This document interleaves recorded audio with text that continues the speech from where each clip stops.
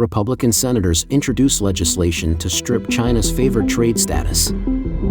House Committee Chairman says legislation to restrict U.S. investment in China is top priority. Lawmakers propose revoking tax breaks for investing in China.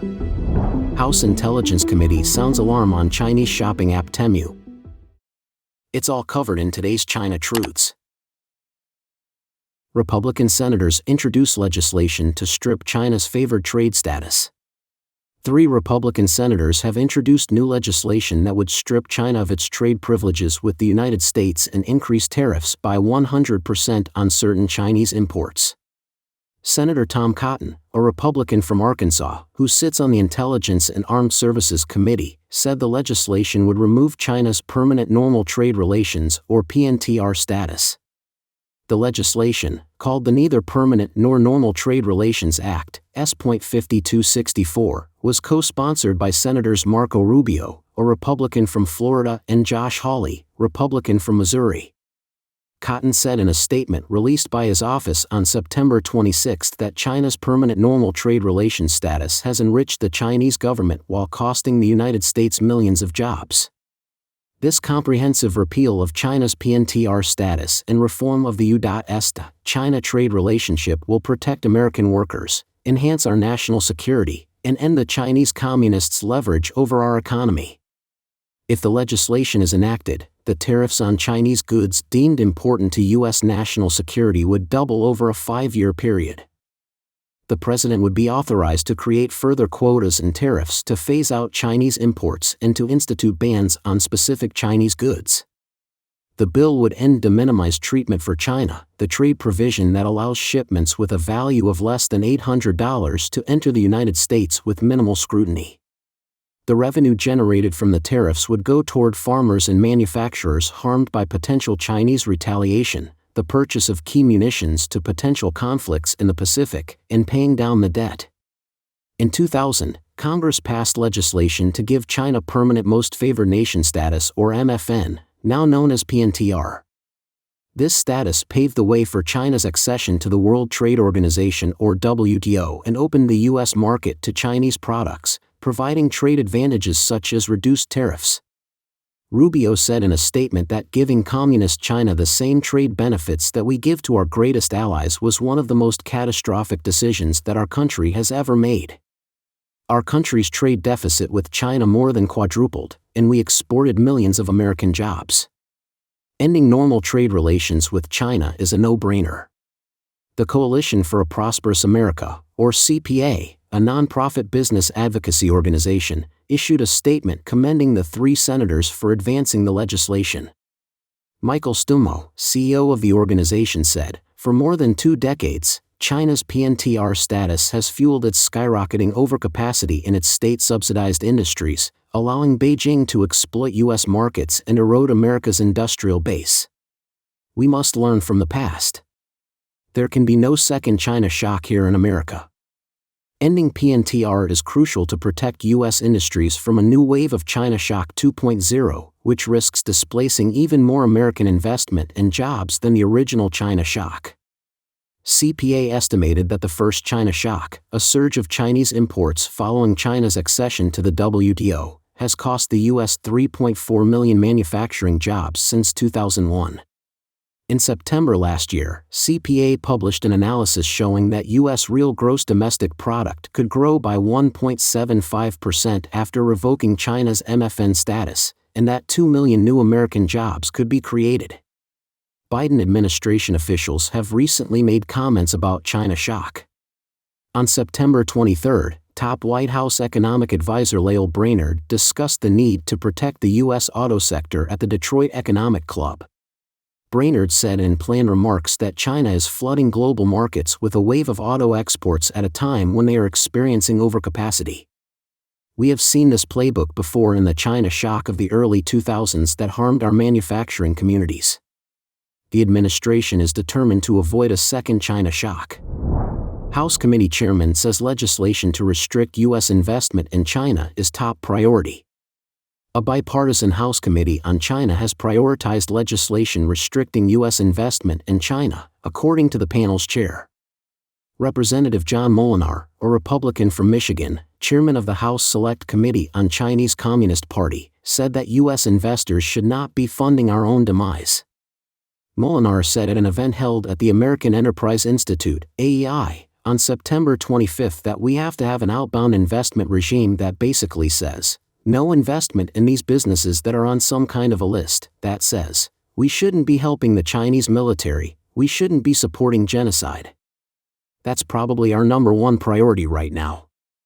There have been bipartisan concerns that when American companies invest in China, particularly in sectors such as artificial intelligence or AI and semiconductors, U.S. capital, intellectual property, and innovation would flow into entities that could support China's military. A recent report issued by the committee and the House Education and Workforce Committee found that millions of dollars of U.S. funding have indirectly helped the Chinese government develop technology in fields such as hypersonics, nuclear, and AI. There are other risks in allowing Beijing access to U.S. technology. Raja Krishnamurti, a Democrat from Illinois, ranking member of the House Select Committee on the Chinese Communist Party said, we just always have to be thinking about a worst-case scenario, which is, if they were to embed themselves in an energy supply chain, what could they do at that point? Molinar and Senator Marco Rubio, Republican from Florida, on September 26 introduced the Patriotic Investment Act to remove tax breaks for U.S. investment in China and encourage divestment from Chinese securities. Lawmakers propose revoking tax breaks for investing in China. Representative John Molinar, Republican from Michigan, and Senator Marco Rubio, Republican from Florida, introduced a bill on September 26 that would revoke preferential capital gains rates for investments tied to China.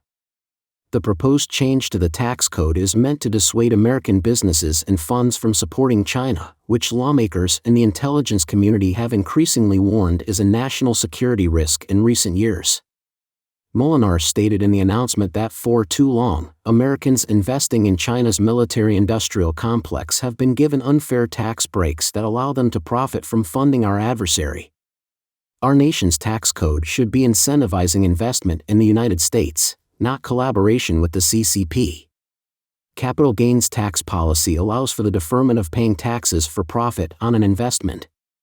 It's meant to encourage investment, and currently has no location-based restriction. The bill, titled the Patriotic Investment Act, targets investments with ties to the Chinese government, and specifically notes it doesn't apply to Taiwan. Chinese investments would instead be taxed at the highest income rate. If the bill is passed into law, companies would have 6 months to divest from China before the new rate kicks in, and can pay in 3 installments. Rubio said that the capital gains tax rate was meant to encourage investment in American innovation, not fund an adversary. But Wall Street continues to give money to our adversaries and reap rewards from the American tax system. Enough is enough. In addition to national security concerns, the lawmakers noted that the Chinese government pours hundreds of billions of dollars into enterprises to maintain its military and violates international trade rules in a way that has dismantled American industries, businesses, and jobs. The bill comes a day after Molinar previewed the action at a talk at the American Enterprise Institute, calling divestment from China number one priority. China, the world's second-largest economy, is currently facing an economic crisis, with record levels of foreign investment pulling out. Still, its economy is deeply intertwined with international supply chains, and Chinese companies, most of which have ties to the government, still supply critical components to American companies, even in competitive industries. When the White House earlier this week proposed a ban on Chinese software and firmware for connected vehicles, the Commerce Department noted that implementation would need to be delayed until 2027 because American manufacturers have said that they do not know where all of their parts components originate and the new due diligence processes will be complex. In the chip industry, the United States has taken many steps to block China's access to advanced semiconductors, but China is still a top exporter of larger chips, and American companies still depend on them. House Intelligence Committee sounds alarm on Chinese shopping app Temu. House Republicans on September 25 requested a briefing by the FBI and U.S. Securities and Exchange Commission or SEC over shopping app Temu, whose owners reportedly have ties with the Chinese government. Republicans on the House Intelligence Committee said in a statement that they are worried about the growing national security and personal data concerns surrounding Temu and its parent company, Pinduoduo. A letter noting their concerns, signed by every Republican lawmaker on the panel, was directed to FBI Director Christopher Wray and SEC Chairman Gary Gensler. Those Republicans, led by Representative Mike Turner, Republican from Ohio, said that they are flagging Temu and Pinduoduo for possible trade, slave labor, and national security concerns. The letter highlighted their concerns about Temu and cited a New York Post report from June showing that senior executives at the company and Pinduoduo have an affiliation with the Chinese government. That report said that the firm's top leaders include a former senior official in the Chinese government's State Administration for Market Regulation and a former official with the Regulation Department of the Shanghai Administration for Market Regulation, among others. Arkansas Attorney General Tim Griffin also told Fox Business in July that Temu is operated by Pinduoduo Incorporated, which is based in Shanghai and includes former Chinese government officials in its ranks. Other concerns include that the Pinduoduo app was suspended by Google last year because of malware concerns. A Google spokesperson said in a statement last year that off-play versions of this app that have been found to contain malware have been enforced on via Google Play Protect. When it was removed from the Google Play Store, Pinduoduo said it was told by the tech giant that its current version is not compliant with Google's policy, adding that Google has not shared more details. An Epoch Times review of the Google Play Store shows that the Pinduoduo app currently isn't listed, although Temu remains available and is one of the most widely downloaded apps on the Android platform.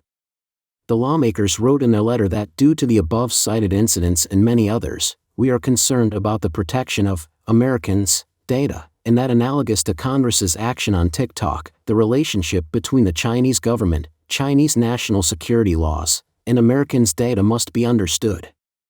The two federal agencies were asked whether the FBI has provided any intelligence to the SEC and whether the SEC has requested information regarding Temu or Pinduoduo relating to the company's reported ties with the Chinese government and malware concerns. A report from research company Grizzly Research months ago said that it believes Temu has already illegally sold or intends to illegally sell stolen data from Western country customers to sustain a business model that is otherwise doomed for failure. The report said, Temu is estimated to be losing $30 per order. Its ad spending and shipping costs, 1 to 2 weeks from China, expedited to U.S. delivery, are astronomical. The Epoch Times contacted Temu for comment on September 25 about the House Republicans' letter but didn't receive a reply by publication time. In July, the company told the Epoch Times that it rejected allegations made by Griffin in his lawsuit. Temu said, the allegations in the lawsuit are based on misinformation circulated online, primarily from a short seller, and are totally unfounded. We categorically deny the allegations and will vigorously defend ourselves. We understand that as a new company with an innovative supply chain model, some may misunderstand us at first glance and not welcome us. Don't forget to leave a comment in the section below to share your opinions on today's topic with us.